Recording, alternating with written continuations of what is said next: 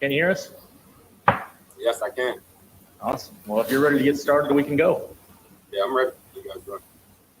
Start with Adam Teicher. Go ahead, Adam. Hey, Frank, how you doing? Doing well. How you doing, man? Good, thanks. Hey, just wanted to see what your off season was like, and also what's on the table for you to prove this season. Oh man, I had a wonderful off season. Kind of untraditional with everything that's been going on, with the COVID and stuff like that. But just try to stay focused as possible. They closed a lot of gyms and stuff where I was at, where I trained out in Los Angeles, but was able to do a lot of good things still, and focus on training, just a lot more time to spend with my family and with people who I hadn't necessarily had time to catch up with over the years. A lot more time to handle some business and stuff like that. We had played a lot of football, went from the Super Bowl, so a lot of the, that extra time to focus on some of the stuff off the field. So, that was the dopest part about the offseason. Let's go to Bob Fesco. Go ahead, Bob. Hey, Frank, I just want to kind of know, as you're one of the team leaders out there, what's the ability for you guys to hold everybody accountable for doing the right things away from the facility, seeing what, the Hunt family and everybody invested in to you guys to have the facility up and running the way it is for the COVID stuff? Oh, man, shouts out to them because, we walk around. You guys haven't really ever been able to see, but we walk around. They've done a magnificent job, from the top to the bottom, and just every day, providing us with a safe and, a safe and energetic, learning community, basically, for us to come in and be able to, sit in class and sit in, go on the field and be able to produce and practice in the safe, community. And I feel like that's been most important. There's been so many questions about, the safety of our players, safety of the coaches, us having to go home and stuff. And I just, feel like, everybody over here in our building, they just done an excellent job and providing us with a, like I said, a safe community for us to work in. Let's go to Sam McDowell. Go ahead, Sam. Hey, what's up, Frank? Good. I wonder if you could backtrack a little bit to 12 months ago. You had come in, you hadn't played for the Chiefs yet, you had signed a big contract. So I'm wondering about the mental aspect, that maybe it's different this year, if maybe it's a little bit more relaxed. And then also physically, it was around this time or maybe a couple of weeks later that you started dealing with that pinched nerve. So just if you could compare the mental and physical aspects of what you're feeling right now compared to this time last year. I feel excellent. Of course, you're going to go through stuff being a football player. You always feel a little mixed and stuff like that. I'm not feeling that pinched nerve, and I feel like that's the most important thing right now for me. Had a slow start last year. I want to say I'm always played through it. I don't give excuses. I really don't care about excuses and stuff like that. But I had a slow start, and I had some things hold me back. And I was so adamant about getting back. If you was around me at all last year, you spent some time in that locker room as one of the media guys. You know how adamant I was about just getting back and how much I wanted to heal up as fast as I could. And, try to do some things faster than God, had to plan for us. But, things came around when it did, and it, I would stay focused on treatment. Shout out to, our treatment room. They do an excellent job with, like I said, getting us back out on that field. And, but, the other part is your part. You got to be at treatment. You got to focus. You got to, take it all in and understand what they're trying to do to get you back. And that's all I did. I bought into what they were telling me. You got to trust your trainers at some point and understand they want the best for you. And I did that. I was able to get back out there and help my team on the Super Bowl. Let's go to Nate Taylor. Go ahead, Nate.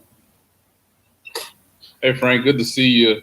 I wanted to ask you, for the guys that are returning on defense, obviously I know you're happy with Chris being with you and obviously having a relationship with Tyron and those guys.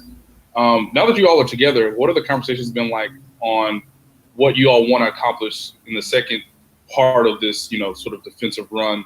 And then adding a new guy like Taco in, just how eager are you to see what he does in this defense, and how much have you tried to sort of get him accustomed to, obviously, unusual circumstances in the building, but getting more, used to the new guys around him? Honestly, Taco is a fun, energetic type of guy to be around. But going off what you at first asked, it's just with me and Tyron and, some of the other guys who got hit, you got, it's a host of guys, who are leaders on that defensive side. But, me and Tyron, the main thing is, man, just staying in tune with each other. I feel like that's the biggest thing that happens when guys have success. Guys go win Super Bowl, got prima donnas. You got this guy wanting to go off and do this. You got different guys coming to work with different mindsets. They're not focused on the one goal. And that's to win the championship.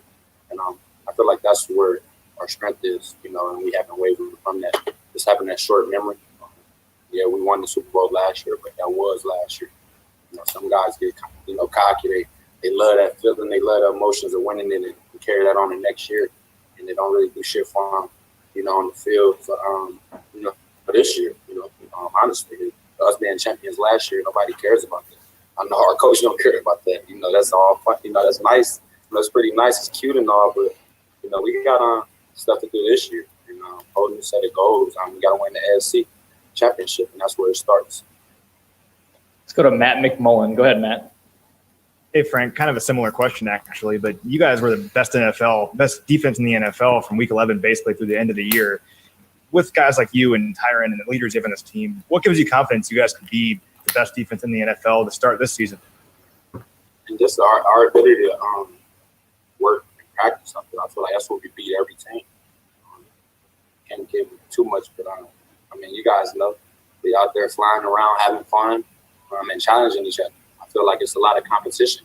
You know, when you got guys that's coming in to work day in, day out, whether it's pushing you to be the best at your position or be the best on defense or be the best you can be offensively or be the best teammate you can be for the guys who are not playing necessarily. You know, those guys' roles are just as important as the guys out there running around on the field. You know, I couldn't run around on the field, you know, and do what I do if I didn't have my boys on the sideline or those guys who I'm in practice working hard with every day. If I didn't have those guys pushing me to be better than what I am. Let's go to James Palmer. Go ahead, James. Hey, Frank, hope you're doing well, man. Kind of two parts to this. When you guys go over what you want to do schematically, how much do you look at different pressures you guys are working on now that you probably in year one couldn't even probably maybe get to? Is it expanding in that sense of what you guys can do to bring pressure to the quarterback? And then also with Chris coming back and you and him, how does his play impact what you see from a tackle, and how do you impact kind of what Chris does when you guys go over film? Man, that's a good question. But it's kind of simple. I mean, it's an easy answer. It's a great question, but an easy answer.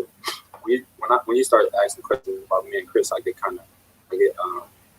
a nice smile come over my face. I guess that's my dog. You know, I'm so happy he got paid and stuff. He was able to come back, you know, with all those type of things.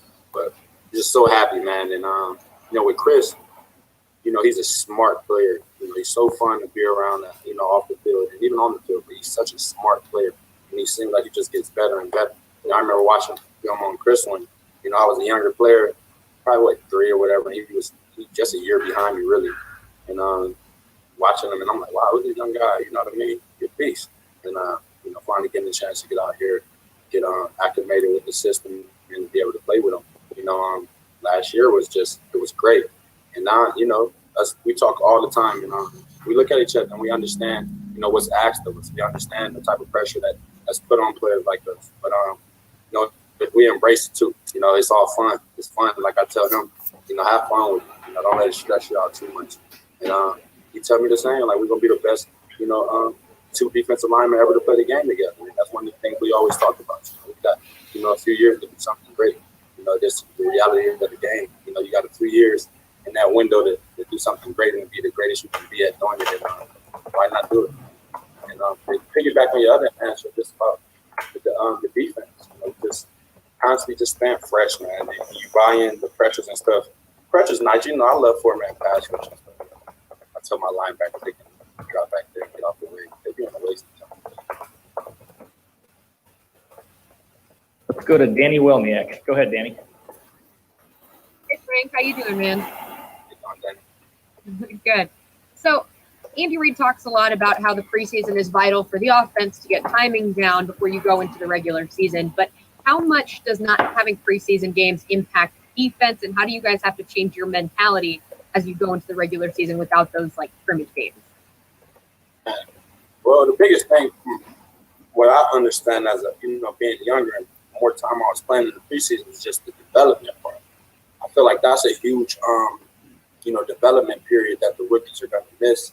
You know, I was telling someone today, like, man, it's kind of going to be untraditional this year because, you know, y'all missing a huge part of the game, and that was that.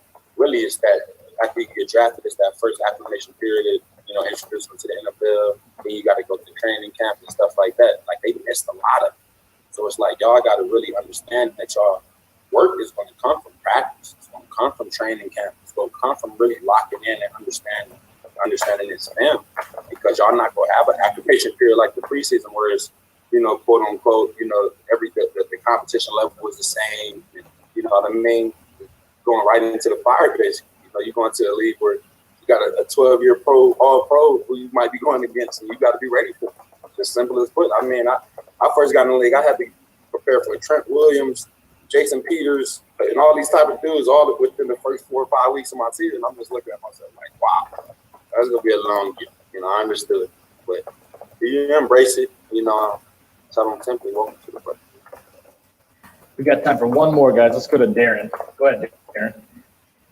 Hey, Frank, thank you first of all for joining us, man. And, my question steers away from the football field, but obviously it touched you, obviously, to pay for the funeral of Legion Telifero. And I want to know, like, what went into your thought process, and how much more active will we see players like you inside the Kansas City community? Because this happened just 6 blocks from where I live here in Kansas City. So I want to know, have you talked with other players, and how with Patrick's voter registration, will you all be instrumental in the 3rd and 5th district here in Kansas City, where voter registration and voter suppression will be taking place come November?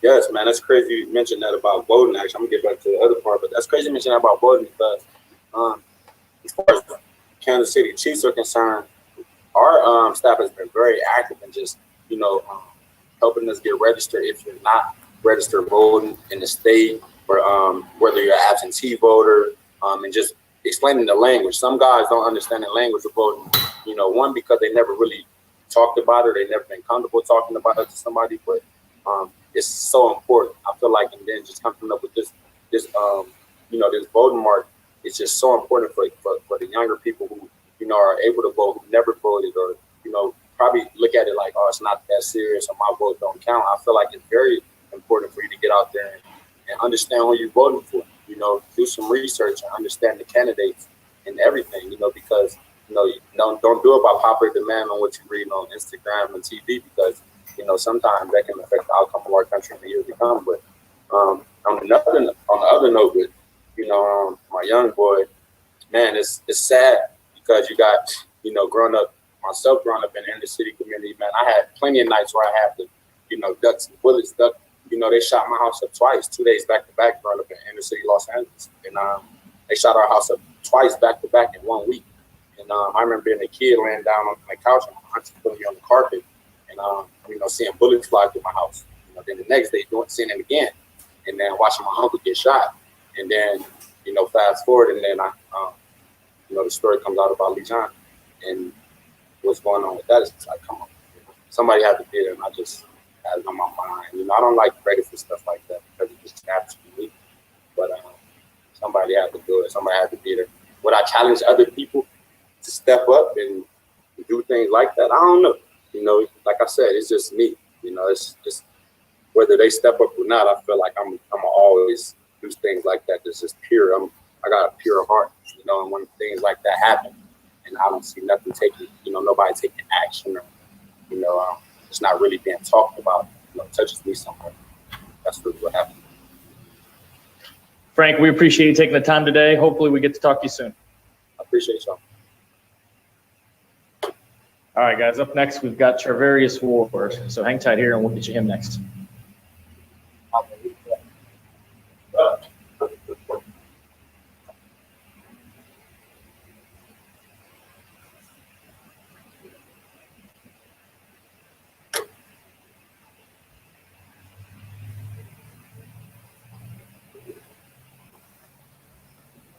Yes, sir. How are you? Yep.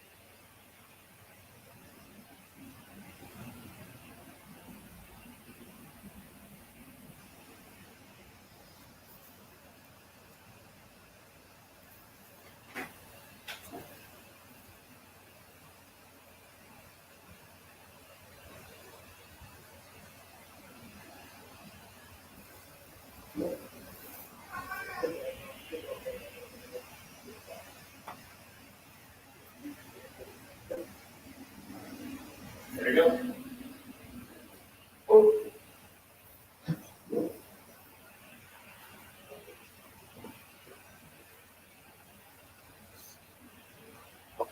right, you're live.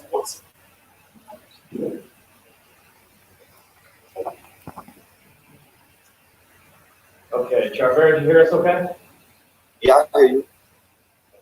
Let's start with Matt and Derrick. Thank you. Go ahead, Matt. Hey, Mooney, good to see you. Hope you and your family are doing well. Yes, sir. You took a big leap from year 1 to year 2, but a lot of guys like Teicher say that, it's year 2 to year 3 that you really sometimes take the biggest jump. Where do you feel like you are right now? And even with this weird off season, where are you as far as what you think you can do better this year? Honestly, I feel like I can be one of the best young corners in the game. As long as I just keep believing in myself and having confidence in myself out the field and on the field. I mean, the sky's the limit. So I feel like I'm one of the best young corners in the game this season. I'm going to earn my respect this year. Let's go to Matt McMullen. Go ahead, Matt. Hey, Charvarius.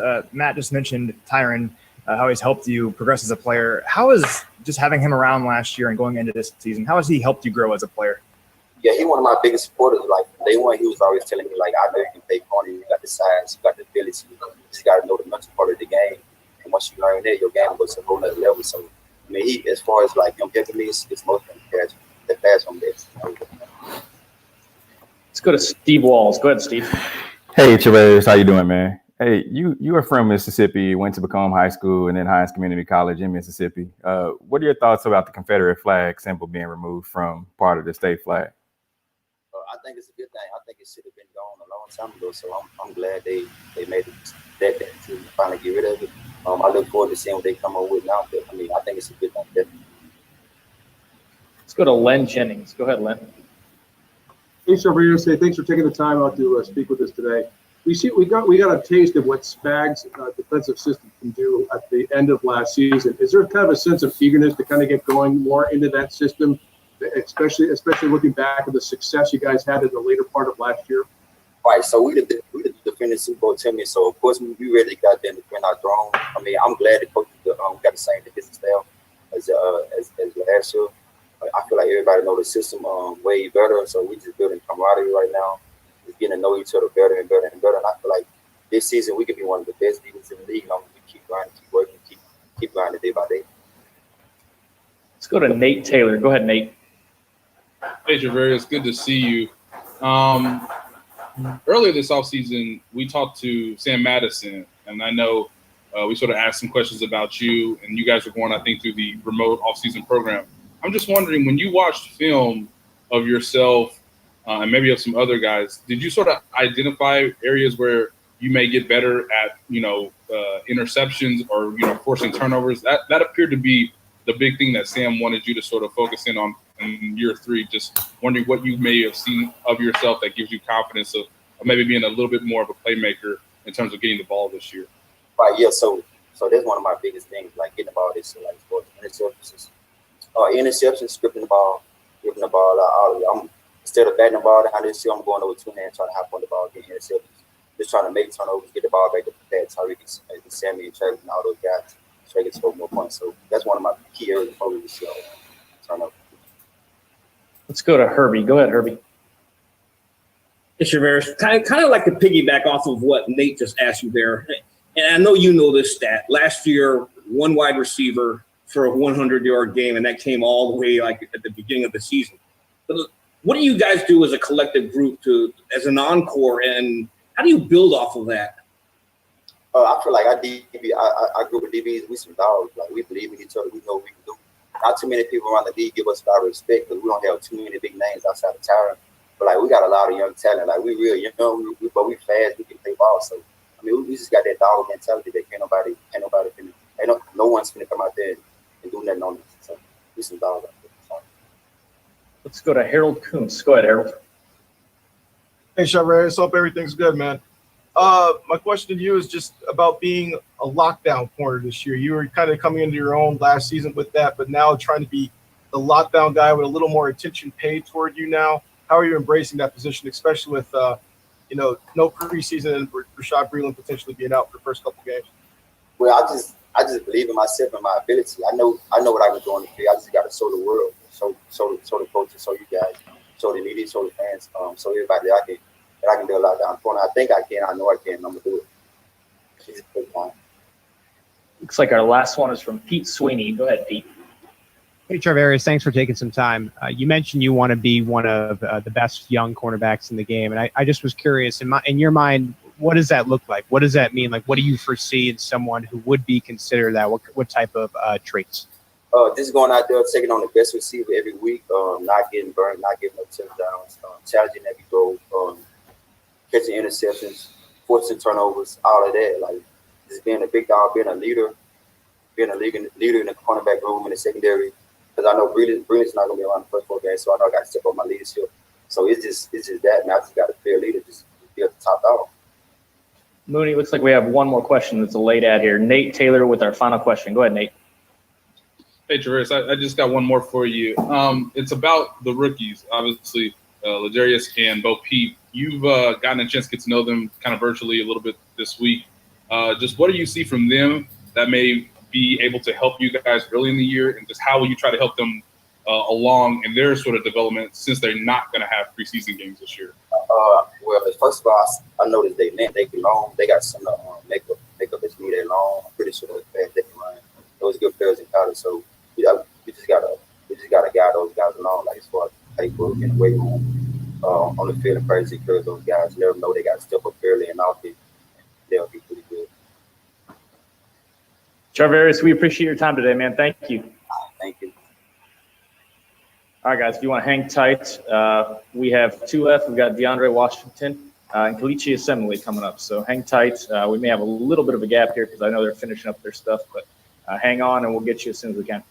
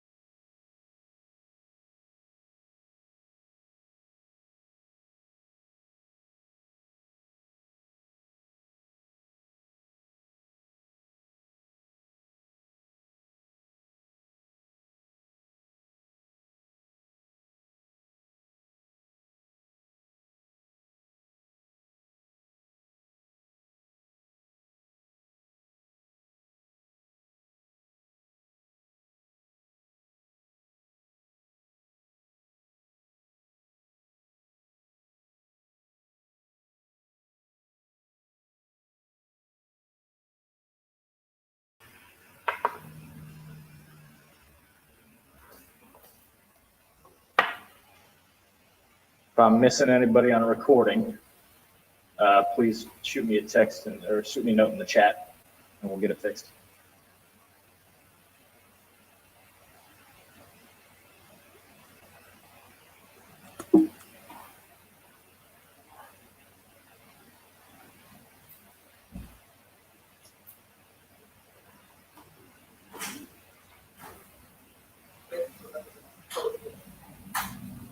Absolutely. Absolutely.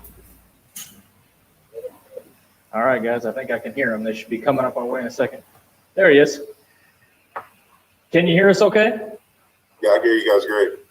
Beautiful. Okay, well, we'll get started with some questions here, and we're going to start with Herbie first. Go ahead, Herbie. Hey, Kelechi, welcome to Kansas City, man. Appreciate it. Hey, a two-part question here for you. You obviously played for Coach Andy Reid, and you had experience with them at the Pro Bowl in 2017. I mean, what stood out to you the most working out with them? And then the second part to that is, how much of that contributed to your decision to play here in Kansas City? Yeah, what stood out to me the most is they were so relaxed. Like, they were just so loose. They were just out there having fun, cracking jokes and stuff like that in the huddle. So I liked how loose they were. And then they would just go out and make plays. So that was dope to see. I kind of came from places where everybody was just really, serious all the time. So that was real cool.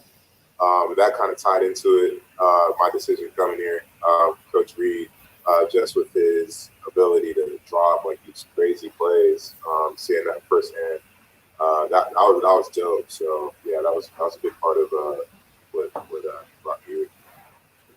Let's go to Bob Fesco. Go ahead, Bob. You've had the opportunity to play behind, or not play behind, but play on the other side of the field of Patrick Mahomes. Now you get the opportunity to play with him. What have you seen so far from Patrick, and what's it going to be like to play with the MVP? It's been crazy, man. It's been crazy seeing him at practice, just casually throwing the ball 70 yards, just flipping it. That's been crazy to see. He's got a lot of talent, and his speed as well. Just on option plays and stuff like that. Also his intelligence, and all the different cadences that he rattles through, and checking the audibles and stuff like that. For a guy that young to have connect like that, his confidence is pretty impressive for how young he is. That's been pretty cool to see firsthand, up close.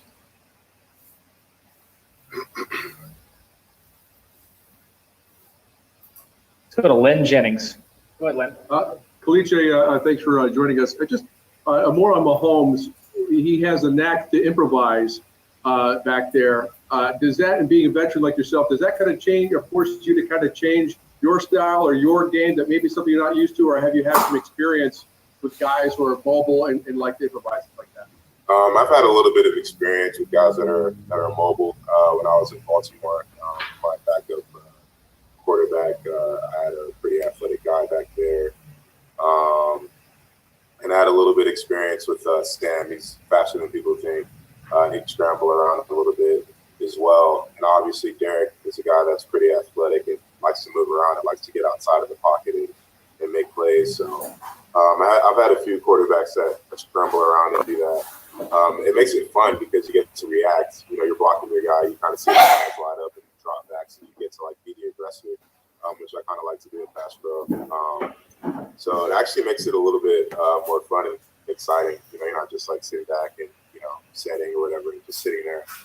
Anything can happen at any moment, and to me, that makes it the game more fun, makes it more exciting. So it's going to be fun to be back there with a playmaker like that, knowing that the play can get extended and we can end up running outside of the pocket, and I can pick up an extra blocker, hit somebody trying to get up with his hands in the air or something like that. So I'm excited about it. Let's go to Blair Kirchhoff. Go ahead, Blair. Hey, I just want to know where you were, what you were doing, and what was your reaction when you found out it was the Chiefs? So this offseason, I was training in San Diego with a guy that was primarily jiu-jitsu and mixed martial arts and stuff like that, working on core and leverage and stuff, building that type of strength. And then came back up to San Francisco to put some weight back on. Got down to 290 and then built back up to 310. Started the heavy squats and stuff like that. conditioning, running on the beach. I was actually at the park with my girlfriend and got the call. It was somebody's birthday party, so I kind of like had to walk somewhere and get somewhere quiet.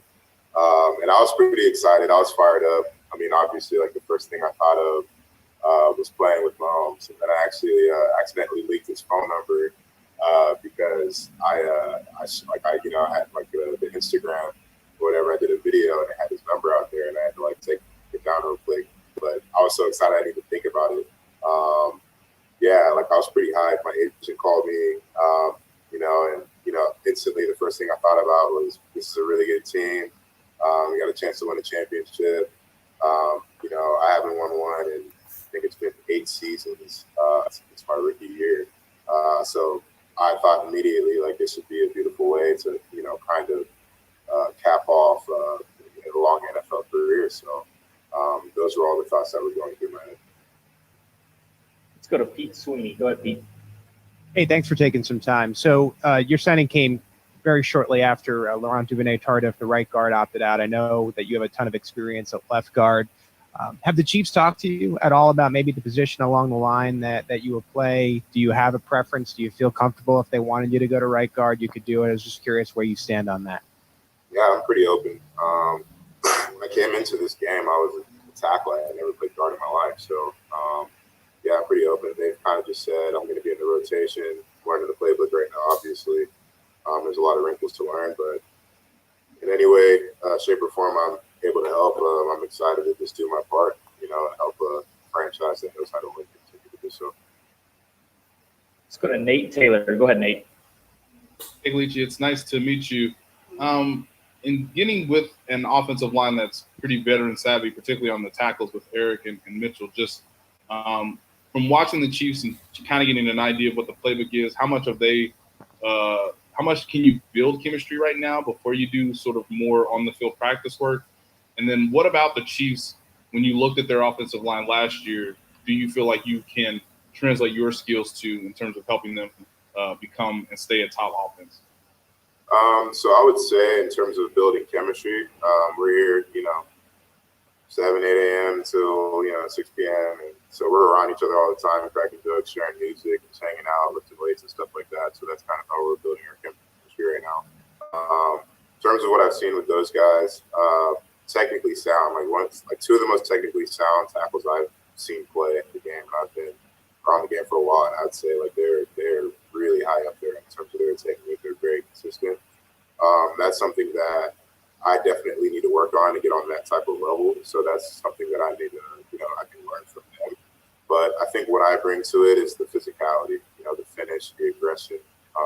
That's definitely what I bring to the table. So hopefully I can learn from them, and they can learn from me in terms of that type of intensity, especially on Sundays. All right, looks like we got a couple more guys. Let's go Matt, Derrick, and then we'll finish with Danny. Go ahead, Matt. Hey, welcome to Kansas City. Curious, how are you feeling, particularly with the shoulder from last year? And, is coming to Kansas City and this group kind of a breath of fresh air after your experience with New York last year? I'm feeling pretty great. I think like we had mentioned the other day, I put up 375 for 5 on my last set. So I'm feeling strong, feeling well it's going to help. In terms of coming back here, yeah, it's definitely a breath of fresh air to be back here. I played my college career out here at Iowa State, a couple hours away. So it's good to be around nice people of the Midwest again. So that's been pretty cool. And getting to link up with all my college friends and stuff like that. That's been pretty cool. In terms of the whole Jet situation, I'm just kind of glad that I can put that behind me right now and just to focus on being here and being part of an organization like this. I'm definitely looking forward to moving on to that next chapter of my career and winning some football games. Okay, let's go to Danny to close us out. Go ahead, Danny. Hi, it's nice to meet you. Welcome to Kansas City. Okay, so we've talked to Andy a lot about how this offseason and how weird it is really the toughest on linemen. So when it comes to like timing and footwork, to kind of build on Nate's question, how do you overcome that? And especially without a preseason, how do you get all the timing and chemistry together on the offensive line? So the way we've been doing it is with individual drills. Obviously, we have the other linemen line up against us, and work on timing, we work on punching, on pass sets and stuff like that, and on combos. So we just do that with bags. Obviously, that's different than doing that against a live person that's going to move out of the way. But right now, that's how we're doing it. And we have a pretty veteran group, so everybody pretty much generally knows like how to slide, how to set, how to punch. So it's been pretty good so far. And these guys have all been together for a while now. So it's really like, you know, when I'm in there, I just kind of like get the energy from them. I kind of see how they say and what their technique is, and then I just kind of match that. So that's how it's been working. Kelechi, we appreciate your time today, my friend, and we'll talk to you soon. Thanks for having me. Appreciate it. All right, guys, hang tight. We'll get DeAndre Washington up next for y'all.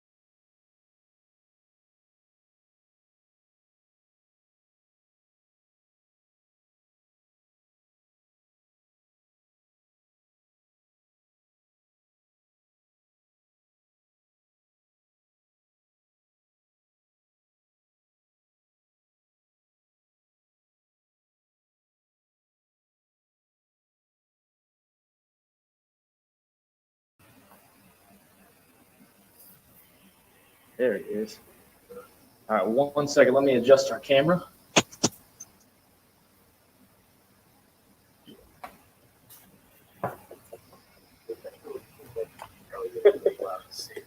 Yeah.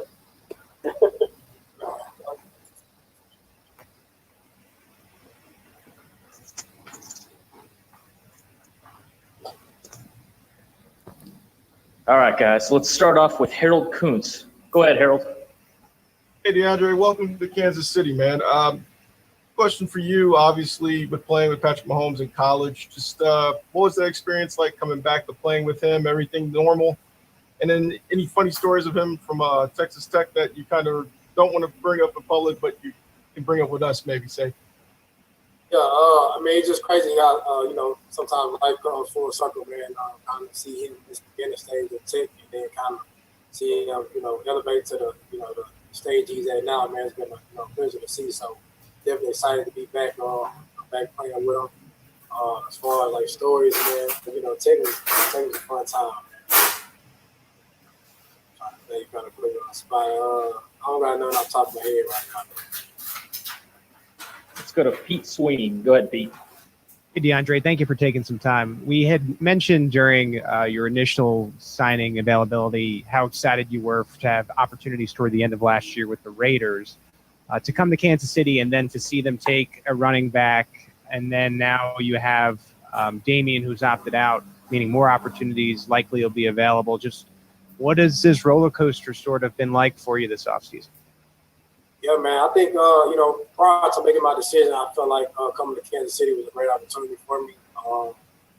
Even before they drafted, the back, Clyde, I think he's a great back. But, how this game goes, guys are going to roll. It's a long season. So I feel like, definitely a lot of opportunities for, everybody to eat, man. I think with Coach Reed, his offense, he's shown over plenty of time that he knows how to get his playmakers the ball. So I'm looking forward to, making my plays when I get my opportunities.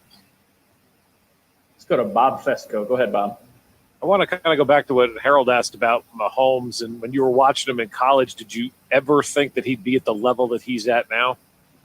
100%, man. It's a crazy thing, kind of guys I joke with, just from my hometown, is that, his practice film is more scary than his game film. When he kind of just winging it and doing what he wanted to do, on the practice field, he got some, some pretty exciting plays. But, he's just, some guys that, you play with, he just kind of got the it factor. He's one of those guys who's got to be able to make plays that, most guys can't make. And, he did that in high school, he did it in college, and he's still doing it now. Let's go to Herbie. Go ahead, Herbie. Hey, DeAndre, it's kind of like the piggyback off of what Pete Sweeney asked you earlier. Last season in Oakland, you worked with a rookie running back in Josh Jacobs, and I'm curious, what was that experience like, and how similar do you think that experience would be like working with Clyde? Pretty similar experience. Both I feel like great backs. Both have great strengths to their game. And, my experience with Josh last year, same thing I told Clyde is that, so it's a long season. Just take care of your body. And, guys are going to roll. Guys are going to get their reps. And, he don't have to feel like he has to take every rep or, have to be the guy right now. I understand that, coming in as a rookie, you're hungry. And I want him to shine. When Josh would get hot in the game, I would tell Josh to stay in the game. No reason to come out. He won't be out of rotation. You hot, so stay in the game and keep going, and I'll keep that same energy with Clyde. Any game I can give him, just from my experience, I'm definitely gonna shoot it out to him, and I'm looking forward to seeing him shine. Let's go to Nate Taylor. Go ahead, Nate.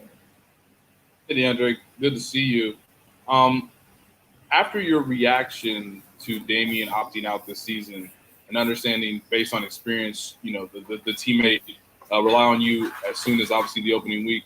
How much do you think you gained and grasped out of the remote offseason program that puts you in position to be ready to play come week one? And also because of the way the Chiefs sort of operate offense in terms of passing the football, what's it been like recently and obviously moving forward in building a chemistry as a receiver for Patrick based on what you guys did in college?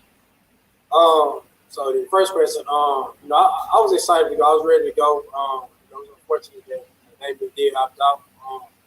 But I think, but I can say that the offense is kind of pretty similar that I did run in Oakland, just kind of different terminology and things and everything. So I've been able to pick up on the offense pretty good so far. My bad. Repeat the second question for me again.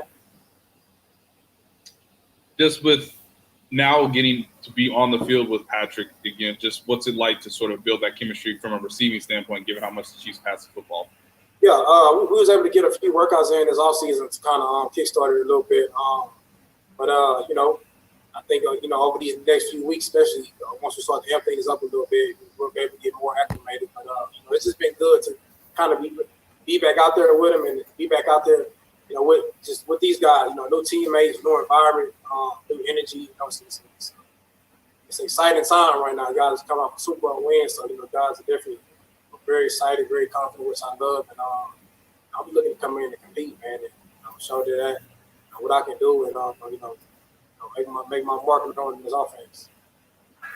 Let's go to Blair Kirkhoff. Go ahead, Blair.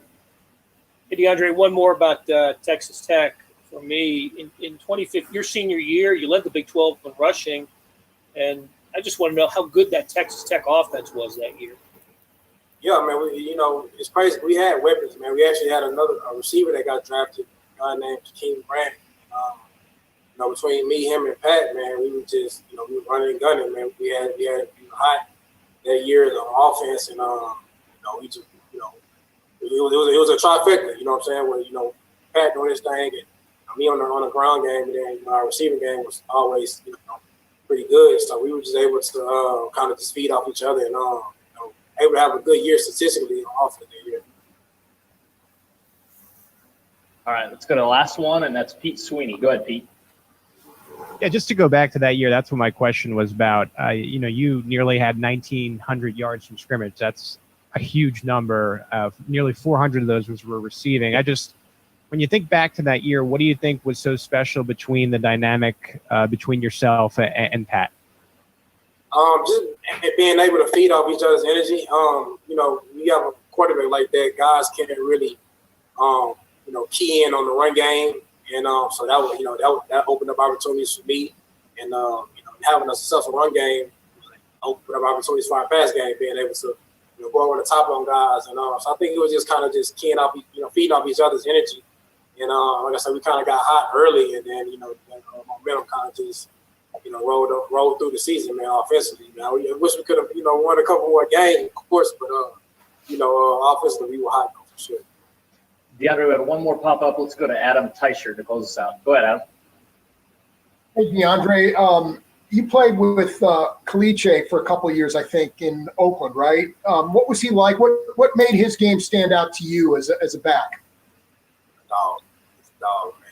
He's one of a kind, man. He's as a running back, he's one of those guys that you love running behind. He's going to make sure that he imposes his will on whoever's lined up in front of him. He's going to finish guys. Kelechi is one of my favorite linemen I've ever played with. DeAndre, we appreciate you taking the time today. We'll talk to you soon. I appreciate it. Thank y'all for having me. Thank you. All right, guys.